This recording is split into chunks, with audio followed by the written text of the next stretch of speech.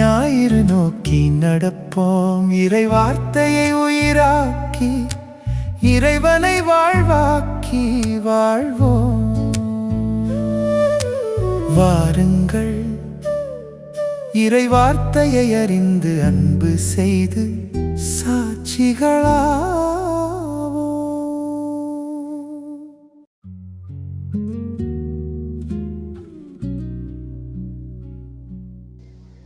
ஊற்று தண்ணீரே எந்தன் தேவ ஆவியே, ஜீவநதியே என்னில் பொங்கி பொங்கி வா. ஊற்று தண்ணீரே எந்தன் தேவ ஆவியே, ஜீவநதியே என்னில் பொங்கி பொங்கி வா. ஆசீர்வதியும் என் நேசகர்த்தாவே, ஆசீர்வதியும் என் நேசகர்த்தாவே, ஆவியுள்ள கரங்களினால் என்னை நிரப்பும், ஆவியுள்ள கரங்களினால் என்னை நிரப்பும். ஊற்று தண்ணீரே எந்தன் தேவ ஆவியே, ஜீவநதியே என்னில் பொங்கி பொங்கி வா. தந்தை, மகன், தூய ஆவியினுடைய அருளும் ஆசீரும் முழுவரோடும் நிறைவாக இருப்பதாக. நாங்கள் இன்று பொது காலத்தின் 14வது வாரத்துக்குள் காலடி பதிக்கின்றோம். இந்த 14வது வாரத்தின் முதல் நாளாகிய இந்த ஞாயிற்றுக்கிழமையிலே நாங்கள் எல்லோருமே ஆவியானவருக்குள் உட்பட்டவர்களாக, ஒவ்வொருவர் உள்ளங்களுக்கும் ஆறுதல் கொடுப்பவர்களாக நாங்கள் வாழ வேண்டும். நற்செய்தியிலே ஆண்டவராகிய கிறிஸ்து எங்களை அழைக்கின்றார். பெரும் சுமை சுமந்து சோர்ந்திருப்பவர்களே எல்லோரும் என்னிடம் வாருங்கள், உங்களுக்கு நான் இளைப்பாறுதல் தருவேன் என்று சொல்லுகின்றார்.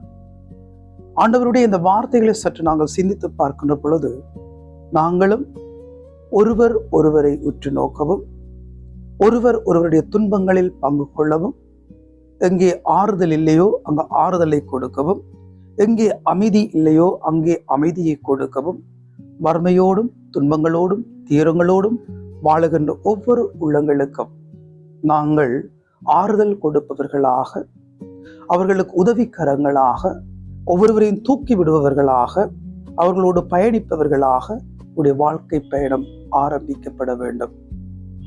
ஆண்டவரே எங்களுக்கு ஆறுதல் அளிக்கும் தந்தையாக இருக்கின்றார். எங்களுடைய சுமைகளை குறைக்கும், சுமைகளை இல்லாமல் செய்யும், சுமைகளை எங்களிடமிருந்து எடுத்துவிடும் ஆண்டவராகிய கிறிஸ்துவோடு பயணிக்கின்ற நாங்கள் ஒவ்வொருவரும் ஒருவர் ஒருவரோடு பரஸ்பர அன்போடு அமைதியோடு வாழ்ந்து ஒருவர் ஒருவருக்கு ஏற்ற நல்ல உகந்த நல்ல வாழ்க்கையோடு நாங்கள் வாழ்க்கை பயணத்தை நாங்கள் தொடர வேண்டும். இன்றைய இந்த நாளிலே நாங்கள் ஒவ்வொருவரும் ஆவியானவரின் துணை வேண்டி நாங்கள் ஒவ்வொருவரும் இறைவனுக்குள் மனமாற்றம் பெற்றவர்களாக ஆவியானவரோடு உடனிருந்து ஒவ்வொரு உள்ளங்களையும் தேற்றவும், ஆறுதல் அளிக்கவும், அமைதியை கொடுக்கவும் நாங்கள் அவருடைய வழியிலே செல்லுவோம். அன்பின் இறைவா, இந்த நாளை தந்தமைக்காக உமக்கு நன்றி கூறுகின்றோம். இன்றைய நாளில் நாங்கள் சந்தித்த மனிதர்கள் செய்த செயற்பாடுகள் வழியாக நீர் எம்முடன் பேசி இருக்கின்றீர். எனவே எங்களுக்கு ஏற்படுகின்ற கஷ்டங்கள், ஆபத்துங்கள் மத்தியில் எம்முடன் கூட இருந்து வழிநடத்த வேண்டும் என்று உம்மை மன்றாடுகின்றோம். மேலும் எமது சிறுவர் சிறுமிகளுக்காக உம்மிடம் வேண்டுகின்றோம். இவர்கள் தங்கள் கல்வி வாழ்வில் ஏற்படுகின்ற சவால்கள் மத்தியில் மனம் சோர்ந்து போகாமல் பெற்றோருக்கு கீழ்வடிந்து ஆன்மீக வாழ்வில் ஆர்வம் உள்ளவர்களாக செயற்பட வேண்டும் என்று உம்மை மன்றாடுகின்றோம்.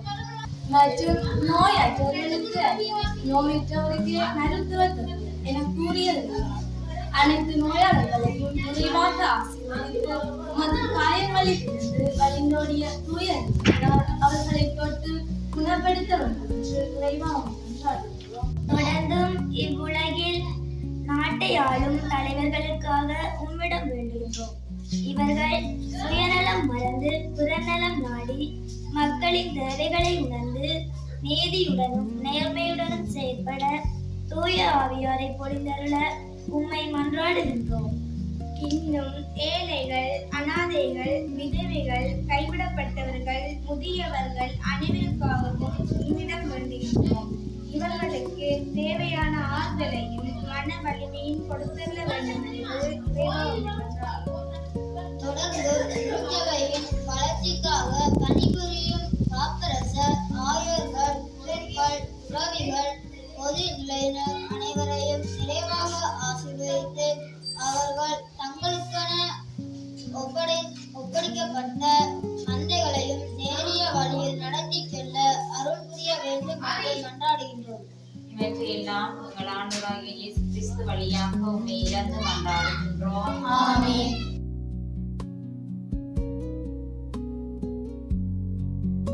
இன்றைய திருப்பாடல்.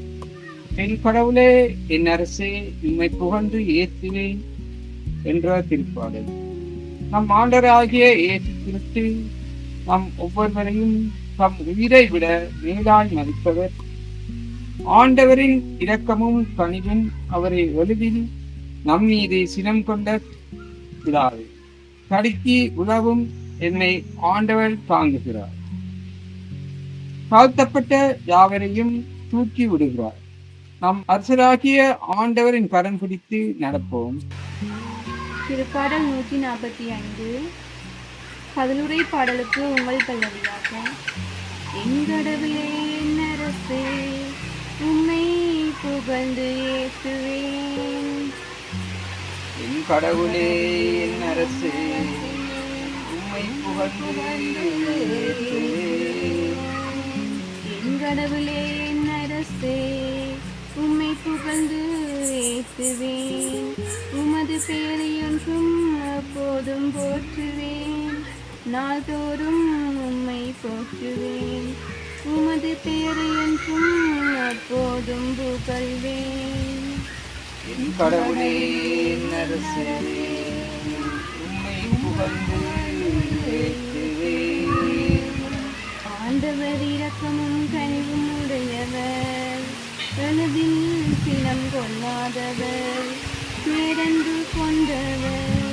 ஆண்டவர் எல்லோருக்கும் நன்மை செய்பவர், தாம் உண்டாக்கிய அனைத்தின் மீதும் இரக்கம் காட்டுபவர். என் கடவுளே, என் அரசே, உம்மை புகழ்ந்து ஏற்றுவேன். ஆண்டவரே, நீர் உருவாக்கிய யாவும் உமக்கு நன்றி செலுத்தும். உம்முடைய அன்பர்கள் உம்மை போற்றுவார்கள். அவர்கள் உமது அரசின் மாட்சியை அறிவிப்பார்கள். உமது வல்லமையை பற்றி பேசுவார்கள். கடவுளே, அரசே, உம்மை புகழ்ந்து ஏற்றுவேன். உமது அரசு எல்லா காலங்களிலும் உள்ள அரசு. உமது ஆளுகை தலைமுறை தலைமுறையாக உள்ளது. தடக்கி விழும் யாவரையும் ஆண்டவர் தாங்குகிறார். தாழ்த்தப்பட்ட யாவரையும் தூக்கி விடுகின்றார். கடவுளே, அரசே, உம்மை புகழ்ந்து ஏற்றுவேன். என் கடவுளே, என் அரசே, உம்மை புகழ்ந்து ஏற்றுவேன்.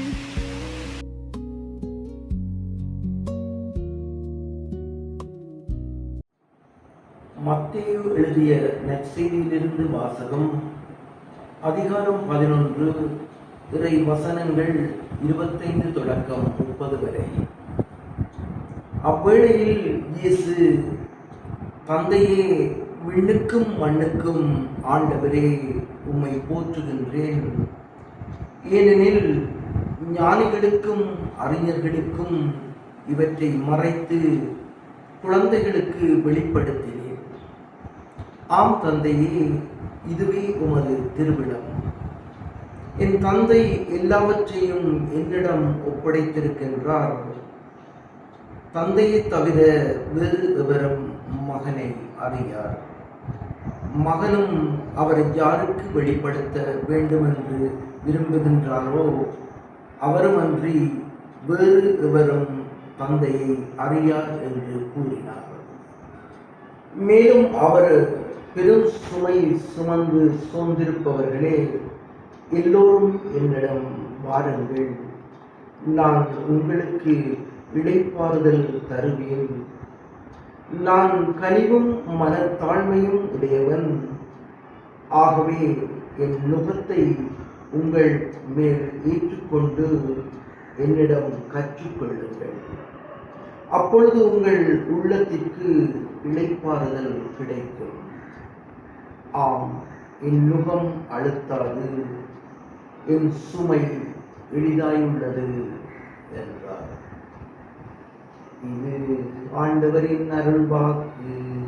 கிறிஸ்துவே உமக்கு புகழ்.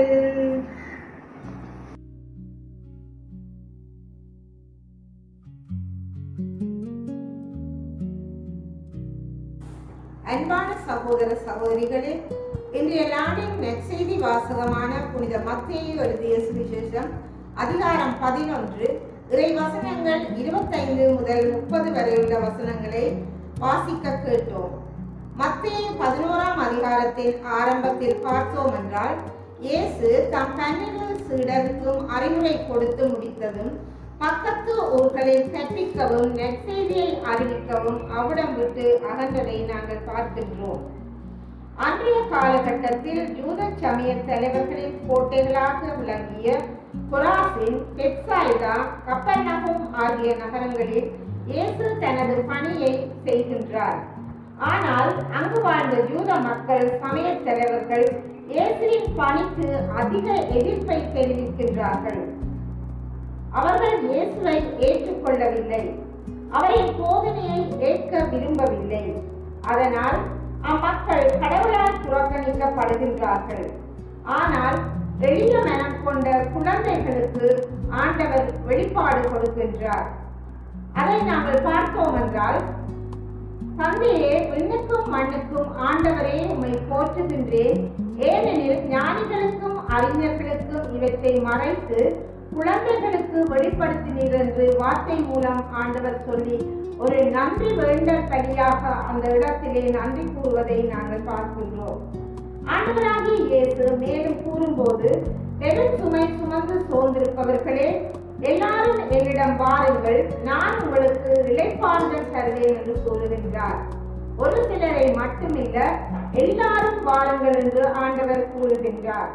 நான் கனிவும் மனத்தாழ்மையும் உடையவன், ஆகவே என் நுகத்தை உங்கள் மேல் ஏற்றுக்கொண்டு என்னிடம் கற்றுக்கொள்ளுங்கள் என்று இன்றைய நாளில் ஆண்டவராகிய இயேசு எங்களை அழைத்து நிற்கின்றார். இந்த நற்செய்தி ஊடாக இயேசு எனக்கு கூறும் செய்தியாக, எனது நற்செய்தி பணிவாழ்வில் வரும் எதிர்ப்புகள், சவால்கள், துன்பங்களின் போதும் விண்ணையும் மண்ணையும் படைத்த அன்பின் பரலோக பிதாவை போற்றி புகழ்ந்து நான் நன்றி கூற வேண்டும் என்று இன்றைய நாளில் என்னோடு பேசிக் கொண்டிருக்கின்றார். அடுத்திருப்போருக்கு உதவும் கருவியாக நான் செயல்படும்படியாகவும் இன்றைய நாளில் இறைவன் என்னோடு பேசுகின்றார். என் வாழ்வில் வரும் துன்பங்கள், சுமைகளை அடுத்தவரிடத்தில் கூறுவதை விட இயேசுவின் பாதத்தில் அமர்ந்து அவரிடம் ஒப்பு கொடுத்து ஆறுதலையும் விடுதலையும் பெற்று மகிழ்வான வாழ்வு வாழ ஆண்டவர் என்னை அழைத்து நிற்கின்றார். இன்றைய நற்செய்தியூடாக இயேசு எனக்கு கூறும் செய்தியானது, மேன்மை அடைய தாழ்ச்சியே வழி என்றும், தாழ்ச்சியே விண்ணக மறைபொருளை புரிந்து கொள்வதற்கான ஏணிப்படி என்பதை இன்றைய நாளில் எனக்கு கற்றுத்தந்தார். நான் சிறு குழந்தையைப் போல தாழ்ச்சியுடனும் எளிய மனம் கொண்டு வாடும் பொழுது இறைவன் என் மீது நிறைவான ஞானத்தை பொழிவேன் என்றும், எப்பொழுதும் கனிவு, அன்பு, தூய்மை உடையவனாய் அயலவருடன் ஒன்றித்து வாழ என்னை இறைவன் அழைத்து நிற்கின்றார். அடுத்தவர்களின் சுமைகளை தாங்கும் சுமை தாங்கியாக கனிவுடன் வாழ்ந்து அடுத்திருப்போரை மகிழ்விக்கும் கருவியாக செயல்படும்படி இறைவன் என்னை அழைத்து நிற்கின்றார். நன்றி இயேசுவே. இவ்வார்த்தைகளூடாக இயேசு எங்களுக்கு கூறும் செய்தி நாம் பார்த்தோம் என்றால், மனித வாழ்வின் சுமைகளை நாம் மறக்க நினைத்தாலும் சுமைகள் எம்மை விட்டு விலகுவதில்லை. நாம் சுமைகளை கண்டு வேதனைப்படாது அவை அனைத்தையும் ஆண்டவரின் கரத்தில் ஒப்படைக்கும் போது அவர் நமக்கு இளைப்பாற்றி அளிக்கின்றார் என்பதை நாம் உணர்ந்து கொள்ள வேண்டும். நாம் திறந்த மனதோடு அன்புள்ளம் கொண்டு வாழ கற்றுக்கொண்டால் அங்கு சுமையில் சுகமாகும், முகமும் இனிதாகும். இயேசு ஒருவரால் மட்டுமே இதய அமைதியை நமக்கு தர முடியும். இன்று இளைப்பாற்றிக்காக எங்கெங்கோ அலைந்து திரிகின்றோம். நமக்கு அருள் வேண்டும், மகிழ்வு வேண்டும் என்று மனம் அலைபாய்கின்றது. இன்றைய அவசர உலகில் மனிதர்களாகிய எமக்கு முற்றிலும் இலவசமாக ஒரு இளைப்பாற்றி கிடைக்கும் என்றால் அது நம் ஆண்டவராகிய இயேசு கிறிஸ்துவிடம் மட்டுமே. வருத்தப்பட்டு பாரம் சுமக்கின்றவர்களே, நீங்கள் எல்லோரும் என்னிடம் வாருங்கள், நான் உங்களுக்கு இளைப்பாறுதல் தருவேன் என்று இயேசு உம்மை அழைக்கின்றார். அவரது பாதத்தில் நமது சுமைகளை இறக்கி வைப்போம். அப்போது நமது சுமைகளும் சுகங்களாகும். இறைவா, உமக்கு நன்றி. அன்பான தந்தை இறைவா, கடந்த வாரம் முழுவதும் எம்மோடு இருந்து எம்மை வழிநடத்தியமைக்காக நன்றி. இன்றைய வழிபாடுகளின் வழியாக நாம் தியானித்த அனைத்தையும் எமது வாழ்வாக்கி இறைவனுக்கு ஏற்றவர்களாக வாழ்ந்து உமது பணியில் அயலவர்களை இணைத்து அன்பு நிறைந்தவர்களாக வாழ வரமருளும். மேலும் நாம் காலடி எடுத்து வைக்கும் புதிய வாரத்திலும் நீர் எம்மோடு கூட இருந்து வழிநடத்தியருளும் தந்தையே. இவற்றையெல்லாம் எங்கள் ஆண்டவராகிய கிறிஸ்து வழியாக உம்மை மன்றாடுகின்றோம். ஆமென். மாசில்லாமல் உட்பவித்த தேவ மாதாவே, பாவிகளாயிருக்கிற எங்களுக்காக மன்றாடும். மாசில்லாமல் உட்பவித்த தேவ மாதாவே, பாவிகளாயிருக்கிற எங்களுக்காக மன்றாடும். மாசில்லாமல் உட்பவித்த தேவ மாதாவே, பாவிகளாயிருக்கிற எங்களுக்காக மன்றாடும். ஆண்டவர் உங்களோடு இருப்பாராக. எல்லாம் வல்ல இறைவன் தந்தை, மகன், தூயாவி உங்கள் அனைவரையும் நிறைவாக ஆசீர்வதிப்பாராக.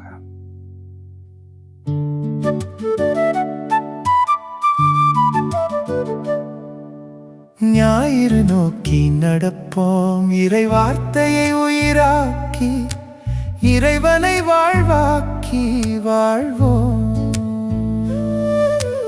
வாருங்கள், இறை வார்த்தையை அறிந்து அன்பு செய்து சாட்சிகளா